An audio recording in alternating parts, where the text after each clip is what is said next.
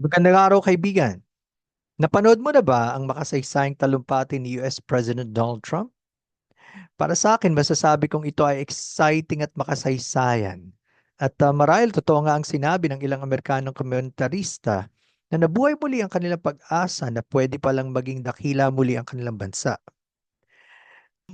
Pero marahil iniisip ng ilan sa atin na ano ba naman ang pakialam ko dyan? Para lang sa mga Amerikano yan, di ba? Pero tanda natin na ang Amerika ay itinuturing na pinakamakapangyarihang bansa sa kasalukuyan.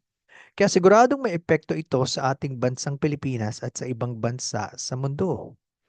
Kung tutuusin, daang libo ng mga Pilipino na nasa Amerika ang namomroblema ngayon pagkatapos na ipahayag ni President Trump na hihigpitan nila ang seguridad ng kanilang bansa at marahil mapapauwi na ang maraming lahi sa kani-kanilang sariling bayan, lalo na kung walang kakukulang dokumento. Pero para sa episode na ito, pagtuunan natin ang makasaysayang inaugural speech ng bagong presidente ng Amerika.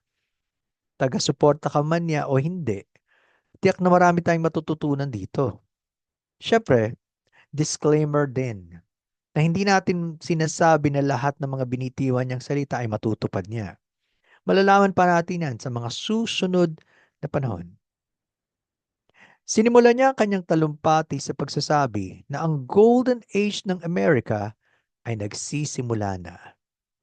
The golden age of America begins right now.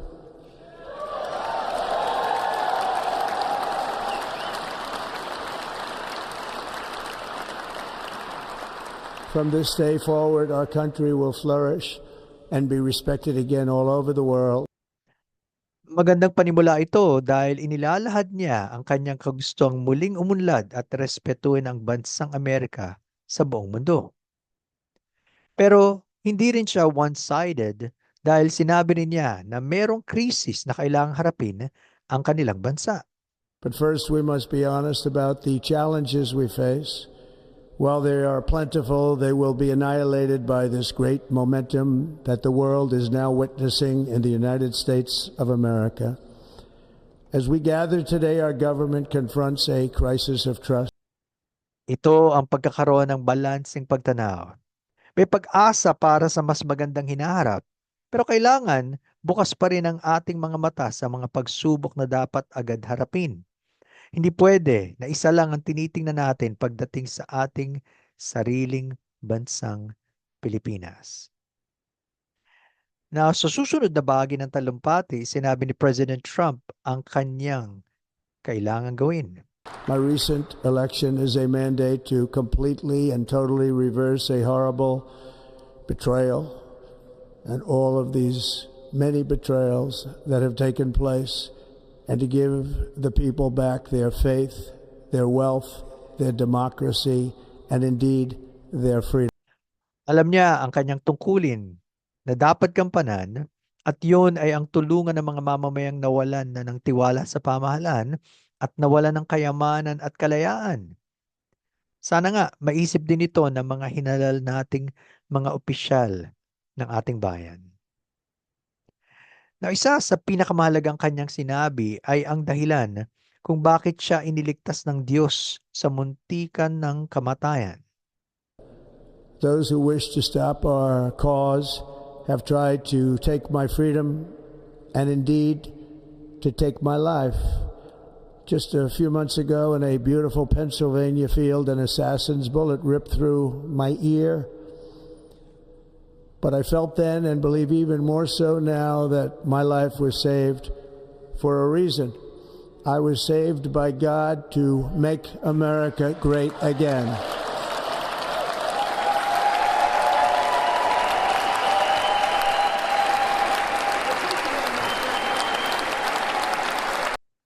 Alam niya na ang Diyos ang nagluklok sa kanya sa pwesto at may misyon siya para pangunahan ang kanilang bansa na maging dakila muli. Tandaan natin na kapag hindi alam o nakalimutan ng mga leader natin ang dahilan bakit sila inilagay ng Diyos sa posisyon, malamang ay gagamitin nila ito para sa sarili nilang interes at kapakanan. At hindi ba ito na nga ang nangyayari sa bayan natin? Na kung napansin ninyo, Napakaraming tao ang tumayo at pumalakpak nang marinig nila ang Diyos sa talumpati ni President Trump. Sana ganito rin ang maging totoong damdamin ng mga tao sa kanilang bayan at sa ating bayan, na maraming mga tao ang magkaroon ng takot at pagmamahal sa Diyos. Now, matapos iyon ay binanggit niya ang araw na yon bilang pag-alala sa isang dakilang tao. Today is Martin Luther King Day, and his honor, this will be a great honor, but in his honor we will strive together to make his dream a reality. We will make his dream come true. Binanggit niya si Martin Luther King na patuloy na nagbibigay inspirasyon sa marami pa para sa pagkakapantay-pantay ng bawat tao at ang pagkakaroon ng hustisya para sa lahat. Naisip ko tuloy, bakit kaya tila kabaliktaran ng ginagawa sa ating bansa? Parang mas mahalaga pang maalala ang mga hayop sa ating pera imbis na ang mga magigiting na tao ng ating kasaysayan. Para bang ito ba talaga ang makabubuti para sa atin na wala na tayong dapat alalahaning mga bayani? O ito ba ay ginagawa dahil lamang sa mga personal na interes ng iilan? Now, sa susunod na bahagi, sinabi ni President Trump kung ano ang gagawin niya ang kanyang administrasyon. In everything we do, my administration will be inspired by a strong pursuit of excellence and unrelenting success. We will not forget our country, we will not forget our Constitution, and we will not forget our God. Can't do that.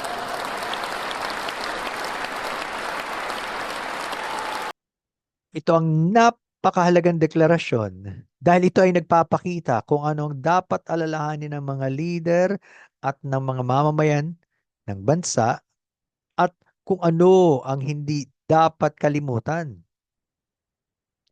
Ang tanong, ilan na ba sa ating mga Pilipino ang nakalimot na sa ating bansang Pilipinas, sa ating konstitusyon, at higit sa lahat ay sa Diyos na lumalang at patuloy na gumagabay sa atin?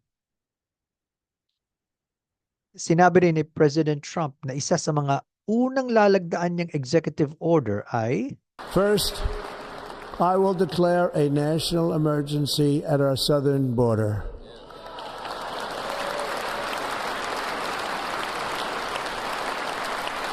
As Commander-in-Chief, I have no higher responsibility than to defend our country from threats and invasions, and that is exactly what I am going to do. We will do it at a level that nobody's ever seen before. Next, I will direct all members of my cabinet to marshal the vast powers at their disposal to defeat what was record inflation and rapidly bring down costs and prices.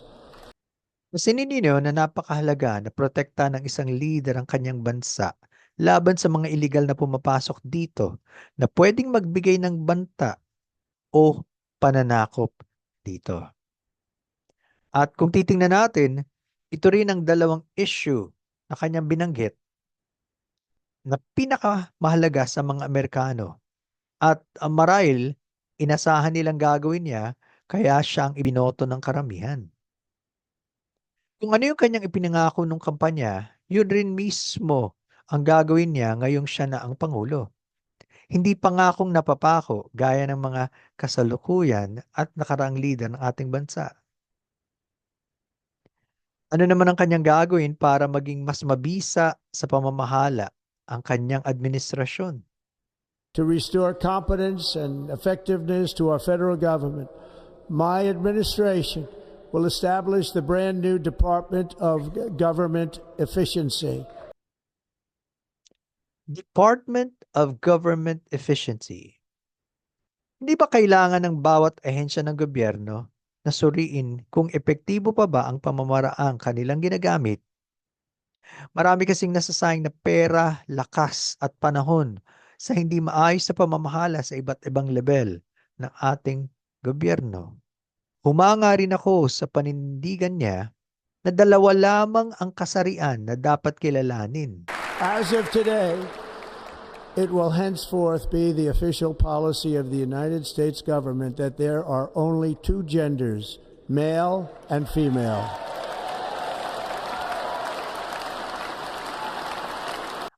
At ito ang polisiyang naaayon sa Diyos.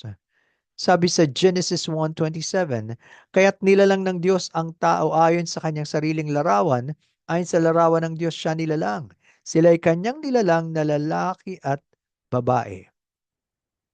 Pero patuloy pa ring binabago ng maraming tao ang simpleng pahayag na ito ng Diyos. Kaya pala, marami ang nawawala sa katinoan. Bumalik tayo sa Diyos, mga kababayan ko. At ano naman ang gusto niyang iwanang imahe? My proudest legacy will be that of a peacemaker and unifier. That's what I want to be, a peacemaker and a unifier. Na mahalaga din ito na maging tagapayapa at tagapag-isa para sa paghihilom ng sugat at pagsulong sa hinaharap. Alam natin na hindi magagawa ng sino mang leader na mag-isa. Kakailanganin niya ang taong bayan. Above all, my message to Americans today is that it is time for us to once again act with courage, vigor, and the vitality of history's greatest civilization. So as we liberate our nation, we will lead it to new heights of victory and success. We will not be deterred. Gaano kahalaga ang suporta ng mamamayan sa anumang gagawin ng kanilang leader? Kung hindi sila susuporta, ay hindi siya maaaring magtagumpay. Mahalaga rin ang mga huli niyang salita ng pagkakaisa bilang isang bayan at isang pamilya. With your help, we will restore America, promise, and we will rebuild the nation that we love, and we love it so much. We are one people, one family, and one glorious nation under God. So to every parent who dreams for their child, and every child who dreams for their future, I am with you, I will fight for you, and I will win for you. We are going to win like never before.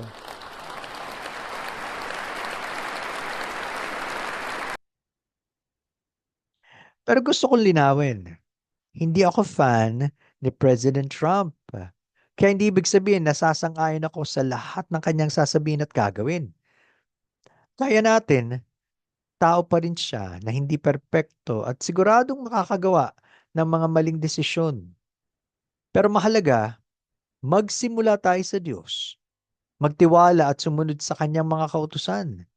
Ipanalangin natin ang ating mga leader na baguhin ng Diyos ang kanilang mga isip at puso para malaman nila na ang Diyos ang nagtalaga sa kanila sa posisyon at gawin nila ang tama para sa ikabubuti at ikasusulong ng sambayanang Pilipino. Tandaan natin ang salita ng Diyos sa Awit 33 talatang 12. Mapalad ang bansa na ang Diyos ay ang Panginoon, ang bayan na kanyang pinili bilang kanyang mana. Samahan nawa tayo ng Diyos.